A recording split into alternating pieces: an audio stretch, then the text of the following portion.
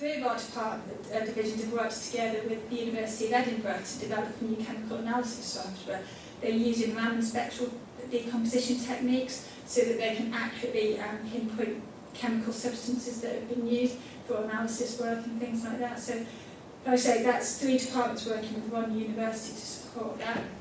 Another type of the work that we're looking at is active protection systems for our armoured vehicles. So we have a contract with an external industry who are looking at delivering systems for self-protection systems, and they're going to be tasked to come up with a number of systems but test it against a range of different weapon systems as well.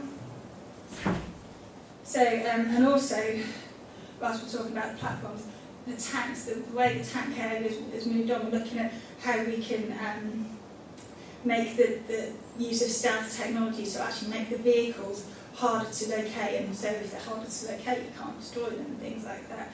Looking at electric drive systems so that the vehicles are lighter and smaller, but also reduces the need for the fossil fuels, so we're not relying on that.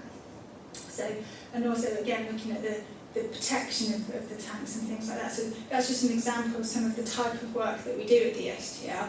And I say we can't do some of this work without working with industry and academia.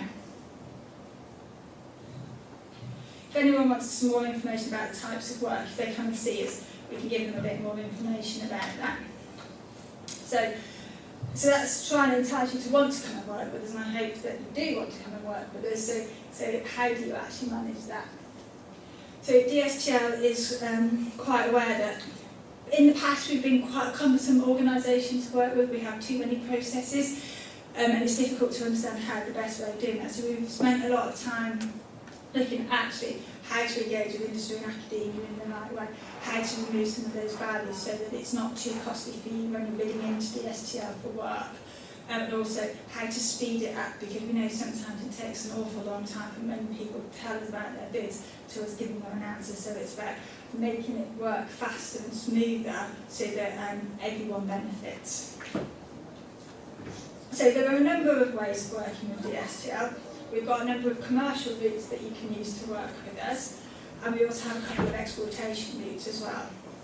So the first one's CDE. This is the Centre for Defence Enterprise, and CDE are looking for the best ideas out there in industry that we can use to develop the innovation within defence. They're looking for ideas. We have an open call, so they're looking for people to come to them for ideas. They typically fund ideas up to the rate of about 150k, and that can be 12 to 24 months. That's a guideline, that's not set in stone. CDE is specifically looking to remove barriers for small and medium enterprise companies, and that's their driver. They're looking to engage with more and more of those people. Proposals will be 100% funded, and the intellectual property that's generated will remain with the originator for all CDE proposals. So, just kind of gone through all of that. CDE do actually expect a large proportion of their proposals that they fund to fail, as in to prove that the technology may not work. So they're taking a high-risk approach, so that they're not expecting everything to deliver. They do expect that actually the innovative may not always work. So we currently have two calls that people can currently bid into with CDE. One's looking at drones, and another looking at autonomy and hazard assessment, and both of those are open until early November. So if you do have anything in those ideas, come and see either myself or one of my colleagues on the Dstl side, and we can tell you how to bid into that and put you in the direction for more information.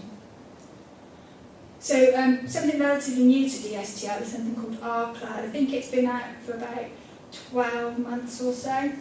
And again, it's a way of trying to work with the SMEs and academia to make it easier for people to bid and work with Dstl.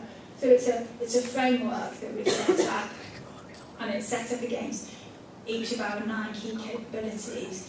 And so it's easy to join. People just need to provide us with some information about their competencies and where the areas of specialism that they can work in. Because it's pre-competed and there's a standard set of terms and conditions, again, it's trying to make things easy and simple for people to use. And again, it's generally for the lower technology readiness level type work that we do. So if we have something that's suitable to go onto our cloud, you'll hear about it quite quickly, and then it's supposed to take approximately 40 days from us putting a big request for information out to actually sign up a contract. We also have a number of large framework agreements with some of the key defence suppliers and industry. Examples on the board are just 6 of them there. We've set these up so that the companies will manage these on our behalf, but they've also been tasked to make sure that they ensure that they go out to the wider supplier base. So they're acting as project managers on behalf of Dstl, because in some cases that's the best way we can go out to industry. And like I say, they're tasked to go out to make sure that they are finding the right people to do it. So for example, where DHSTC, they have to go out only so much of the work that they get on that contract can they do themselves. There is an amount that they have to go out to industry to deliver. So we have a future solution that's coming up. It was announced on Friday with the Minister. I don't have that much information on it at the moment, but it's the MOD Accelerator Programme. The idea of the MOD Accelerator is that it's designed to try and bridge that gap between research and the valley of death and how we overcome that. So they see the accelerator as a cradle-to-grave type approach. We don't have much information on it at the moment, but it's something that if you keep an eye on the dstl.gov website, as we get more information it will be there. But it's a way that we're seeing, trying to again work with the SMEs and suppliers so that we get the best for our MOD. As I've said before, we seek to maximise the output of the research that we do. And I said that there's 2 ways of working with this. There's the commercial route or there's the exploitation route. So we've got 2 ways that you can use the technology that's developed by Dstl. So the first of these is easy access IP. Easy access IP has been developed by Dstl. We got some support from Glasgow University when we were developing this. And it's aimed at looking at the technology that we've developed in-house. It's all our own technology and all our own IP. So that we've protected it to support MOD. The technology is maybe at a low level, so it needs a lot more input in order to make it a commercially viable option. So we have this good technology, but we don't quite know what to do with it because the project may have finished and the programme may have moved on. So we're looking to license it to industry free of charge. So this is giving industry, they have it free. The only cost that it will incur for industry will be the ongoing payment of the patent costs. There's no licence fees, there's no royalty fees, there's no upfront setup costs at all. The reason we're looking to do this is, again, it's all about building new relationships with suppliers who may not have thought that they could have worked with us. We've got currently quite a small portfolio for this, but it's growing steadily.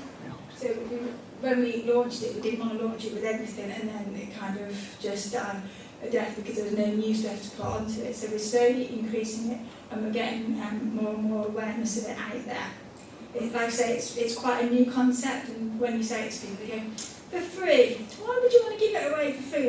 And people have a difficulty with this, but for Dstl, one of our requirements is also to support UK PLCs. So we have all of this technology that we've spent a lot of money developing. We want to be able to allow industry to develop it. They may develop it for the defence sector, but they don't have to. If they can see a different use for it, then they can develop it for whatever technology area that they want. So some of the technologies that we've got on there, for example, a vestilator. So we've been in talks with a couple of companies, PPE companies, about how they may use that in their area. We've got synthetic skin, so again, examples of, cosmetics company may want to use to look at developing it for their purposes.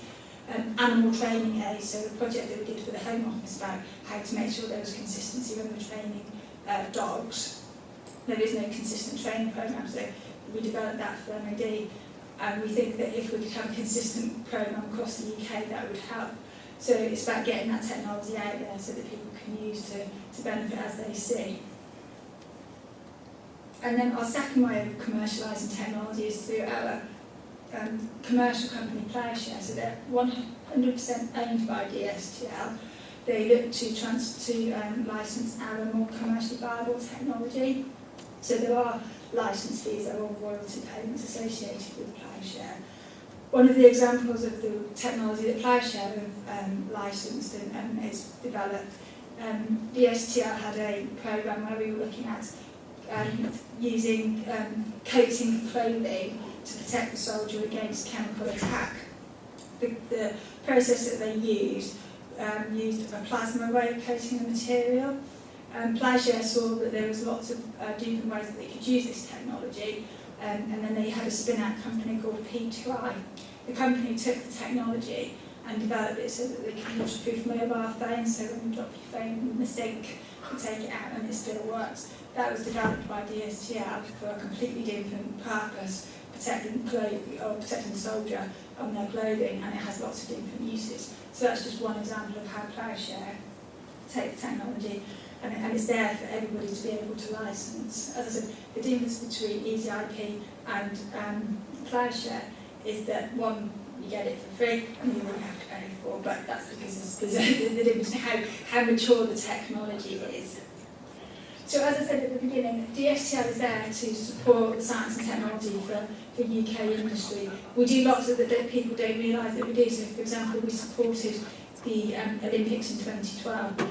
We had over 30 of our scientists supporting the Olympics. We've done work on the forensics after the 7/7 bombings, all things like that. So we do a lot that's quite a varied type of work. But that was all I was going to say, unless there's any questions. Thank you very much. Any questions, folks? I've got a couple to kick off with, if you're all too shy. Absolutely. I found it absolutely fascinating, and even as a member of the media, Expo, of course I got a completely different idea of what actually went on at Portland Down. I know you're not only just there, but you're also, and didn't realise that all this was going on. And so, do you think that you need to broadcast more to general population, but particularly industry, of what the opportunities are? We do try, and hence attending events like this is one of those. The media like to have a picture of us, and they don't like to change that.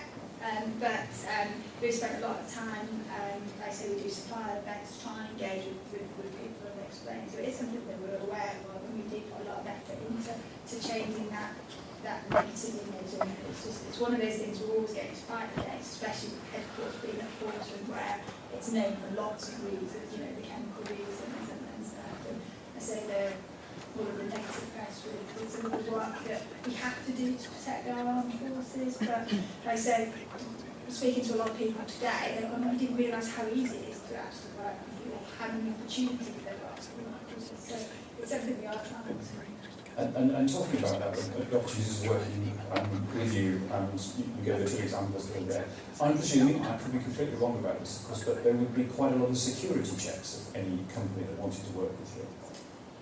There are some, it's not onerous, so depending on the type of work, and that's why I said at the beginning that 60% of the work that Mod asks us to do, we do place externally. There are some things we will never place outside, there are some things that we do apply that extra layer of security, but there's lots of work on beforehand to see actually what can be done externally. Sometimes we ask companies to do things, we might not tell them why we're going to do it, so the mission is secret, but what they're doing isn't, so we can do things that way where we ask someone to do something but they don't really know, and then what we do is we work with what's called the intelligent customer. Don't really quite like that, but that's how it's described. So that we take lots of work from lots of companies, and then our experts pull it together for a complete solution for their MOD. So there are lots of ways that we can actually get things done that people might, actually, and so. And is there a restriction, sorry I'm hogging the floor here, to put in everyone's got a question, is there a restriction on companies that you work with have to be British? Because after all, the British taxpayer has paid for your initial research. So we mainly work with British, but they don't have to be British. So we do work, I'm trying to think of any, but I can't think off the top of my head, but we comply with all, so we have to compete, where we compete work, it has to be open and fair competition, so anyone can bid for it. We advertise in the European Journal, for example, so we can, and we do place work, not just in the UK. I was thinking where you give away, as you said. So where that easy research. access IP. Easy access to, would you give that away to a Chinese company that approached you? So it depends what they say they're going to do with it. So and easy access IP is my bag, so that's the one thing that I can talk about quite confidently. We've set some, although we say we're giving it away for free, people have to tell us what they're going to do, how they're going to take it forward, what do they want to do with it. And we do reserve the rights not to place it.